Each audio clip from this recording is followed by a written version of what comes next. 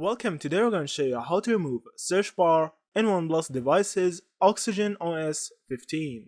On Oxygen 15 or more in OnePlus devices, you will see a search bar right here. So if you want to get rid of this search bar, and you can't actually just get rid of it because it's not a normal widget, so you need to click on the screen and hold down the click as see from here. After that, you will see more settings like this. It will be just like this as see from here. You can just click on the more settings option.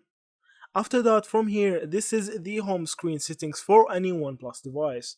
So if you are OnePlus 15 or more, from here you will see the search bar icon. It will be turned on like these stuff as see from here. These stuff are turned on.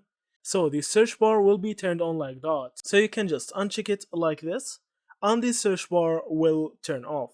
If you want to turn it on, you need to do the same thing to turn it on again. So that's actually how you remove the search bar from OnePlus devices in Oxygen 15 or more.